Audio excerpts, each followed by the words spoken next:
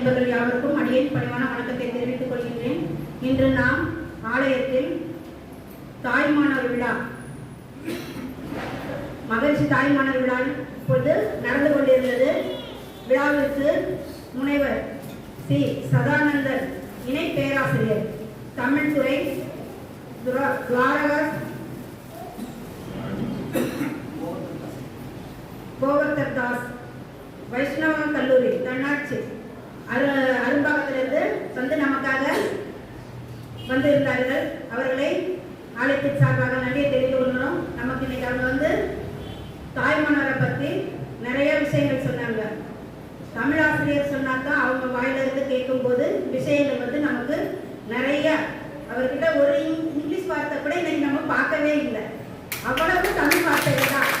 அதுவே நமக்கு ஆலயத்துக்கு வந்து அவர் செய்த பெரிய எத்தனையோ பேர் வந்து பேசுவாங்க. ஆனால் பேசும்போது இடையில இங்கிலீஷ் வார்த்தைகளை யூஸ் பண்ணுவாங்க. ஆனால் ஐயா நமக்கு தமிழாசிரியர் தந்தாப்புல ஃபுல்லா தமிழ்லேயே தான் பேசினாரு. அதான் சொல்லுவாங்க, இன்னைக்கு நமக்கு கார்த்திக் வந்து பிரைஸ் வாங்கினாரு. கல்லாதே நானாலும் கற்றுணர்ந்த மெய்யடியார் சொல்லாலே என்னை தொடர்ந்தேன் அப்படின்ற மாதிரி நல்லா படிச்சவங்க அவங்க எடுத்து சொன்னதை கேட்டே அவரு தாய்மானவர் பாட்டு படிச்சாரு. அதுக்கெல்லாம் நம்ம எவ்வளவு ஆலயத்தில் இருக்கவங்க எல்லாருமே புண்ணியம் பண்ணாதான் இந்த மாதிரி ஆட்களெல்லாம் நம்ம பார்க்க முடியும். அது மாதிரி வந்து சின்ன பிள்ளை பாருங்க, அவ வாய்ப்புல இருந்து மழலையா வந்து பேசி சொன்னா கேட்கும்போது அவ்வளவு ஆசையா இருந்துச்சு. அந்த பாட்டு ஒப்பிச்சா அத்தனை பேருக்கும் நன்றியை தெரிவித்துக் கொள்கின்றோம். இந்த தடவை இந்த 900 பாட்டு படிச்சவங்களாம் அடுத்த வருஷம் முழு பாட்டு படிச்சு கோல்டு மெடல் வாங்கணும். ஆலயத்துல வருஷத்துக்கு ஒரு தடவை யாராவது 2 பேர் 3 பேர் வாங்கினாங்கன்னா நம்ம ஆலயத்துல சொன்னாங்கல்ல 100க்கு கணக்கான பேர் அது மாதிரி தங்க மெடல் வாங்கியிருக்காங்க. இன்னும் அதிகமான பேர் வாங்கி அவங்களும் நல்ல தாய்மானவரை வாயில சரளமா சொல்றதுக்கு தகுந்தாக்க வரணும் அப்படின்னு சொல்றாங்க. அதான் சொன்னாரு ஐயா. இன்னைக்கு இவ்வளவு நேரம் நமக்கு என்ன சொன்னாரு, அவர் பேசும்போது சொன்னாரு, அதாவது பொய்யே வாய்க்குள்ள வரவே கூடாது. அம்பாங்க எவ்வளவோ பொய் சொன்னாலும் அந்த உண்மையை கடைபிடிக்கிறதுக்காகவும் பொய் தானே அந்த பொய்யை வந்து சத்தியபூர்வமா வச்சுக்கிட்டாரு அந்த கதையில சொல்லும் போது கூட. அது மாதிரி நம்ம பிள்ளையும் எப்பயுமே சரி தாய்மானவர் பாட்டு ஊறிக்கிட்டே இருக்கணும். எங்க போய் என்ன பேசினா சரி ஆலய அன்பர்களை பார்க்க நமக்கு எப்படி ஒரு சந்தோஷம் வருமோ அது மாதிரி தாய்மானவர் பாட்டை கேட்டாலே சந்தோஷம் வரணும். அதான் ஐயா சொன்னாரு, சிந்தையை அடைக்கிறதான் சித்தமாகணும் அப்படின்னாரு. அப்ப சிந்தையை அடைக்கிறதுக்கு நம்ம என்ன செய்யணும், உபதேசத்தை வாங்கணும். சும்மா போய் அடக்கி இருக்க முடியுமாங்க? நமக்கு இங்க ஈஸியா கொடுக்குறாங்க. வாங்க வாங்க வாங்கன்னு போய் கூப்பிட்டு ஒவ்வொருத்தட்டியா உபதேசம் வாங்க வெள்ளிக்கிழமை ஆயிட்டா நமக்கு ஐயா வந்தீங்க உபதேசம் வழங்க இருக்கிறாங்க, உபதேசம் வாங்கிக்கோங்க.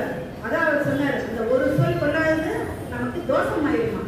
அதனால அந்த ஒரு சொல் மார்க்கத்தை கடைபிடிச்சு அந்த ஒரு சொல்ல வாங்கணும். அதுக்கு தான் நம்ம வந்திருக்கோம்.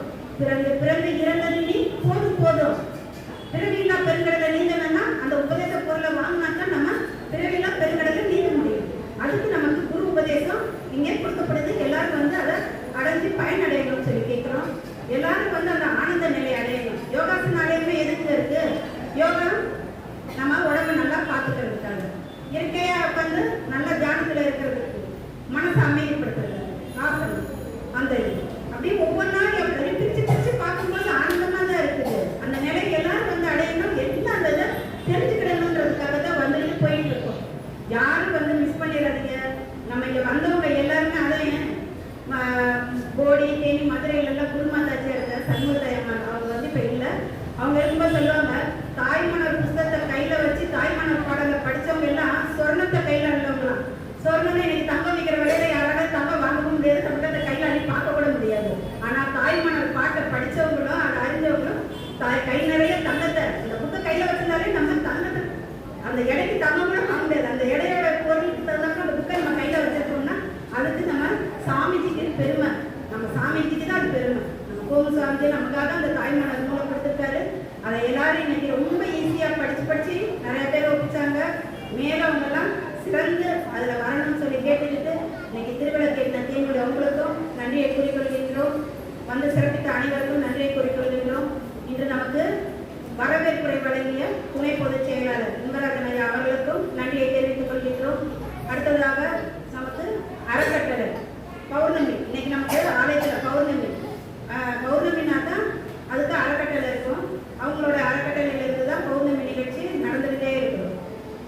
அது மாதிரி ஒவ்வொரு வருஷமும் நமக்கு ஒவ்வொரு மாசமும் ஒவ்வொரு இதுக்கு நமக்கு அறக்கட்டளை இருக்கும். இந்த மாசம் நமக்கு தை மாசத்துல நமக்கு வந்து அறக்கட்டளையாக வந்து வினோத்குமார் அவங்களுடைய அறக்கட்டளை, சவுந்தரவேல் தனலட்சுமி அறக்கட்டளை, சோழராஜன் ஜீவரத்னம் அவங்க அறக்கட்டளை, மாரியப்பன் ரோபிகா அறக்கட்டளை அவங்களோட அறக்கட்டளையும், அது போக இப்போ நிறைய பேர் கொடுத்துருக்காங்க அவங்களோட அறக்கட்டளையாலையும் இந்த மாதம் நமக்கு தை மாத பௌர்ணமி இது நடந்துருக்கு. அதில் வந்து ரிஷி அவர்களுடைய அறக்கட்டளை, சண்முகம் திருவேணி அவர்களுடைய அறக்கட்டளை, திரு தங்கரத்தினம் ராஜேஸ்வரி அவர்கள் அறக்கட்டளை, செல்வி பிரத்யுஷா அவர்கள் அறக்கட்டளை, திரு வி கிருஷ்ணன் விஸ்வபிரியா அவர்கள் அறக்கட்டளை, திரு எஸ் வி ராதாகிருஷ்ணன் நாகவதி அவர்கள் அறக்கட்டளை, செல்வன் எஸ் எம் அபினவ் கார்த்திகேயன் அவர்கள் அறக்கட்டளை, திரு எஸ் சுப்ராஜ் இந்துஜா அவர்கள் அறக்கட்டளை, திருமதி கஸ்தூரி அவர்கள் அறக்கட்டளை, டாக்டர் லதா ரவி அவர்கள் அறக்கட்டளை, திரு கே சி எஸ் காசிநாடா காந்திமதி அவர்கள் அறக்கட்டளை, செல்வி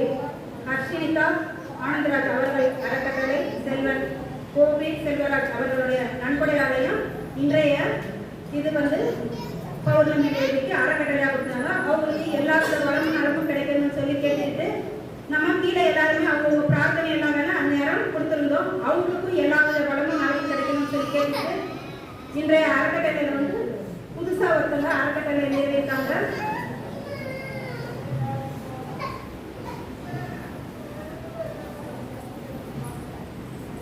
மாசம் வந்துட்டு இருக்க மாதிரி இந்த தை மாசத்துக்கு புதுசா ஒரு அன்பர் வந்து நமக்கு இப்ப அறக்கட்டளை 5000 ரூபாய் வழங்கியிருக்காங்க. அவங்க வந்து ஆர் சுபலட்சுமி எம்ஆர் பிரியதர்ஷினி அவங்க வந்து 5000 ரூபாய் நன்கொடை கொடுத்து இந்த மாசம் வந்து நமக்கு தை மாத பௌர்ணமியில அவங்க அறக்கட்டளை இருப்பாங்க.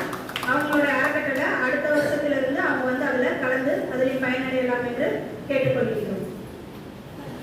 அடுத்து நமக்கு இங்க தினந்தோறும் ஒவ்வொரு நிகழ்ச்சியும் நடந்துகிட்டே இருக்கு. அவங்க வந்து வராங்க மேல அவங்களுடைய அறக்கட்டளை பணத்தை குருஜி ஐயாட்ட கொடுத்துருக்கோம்.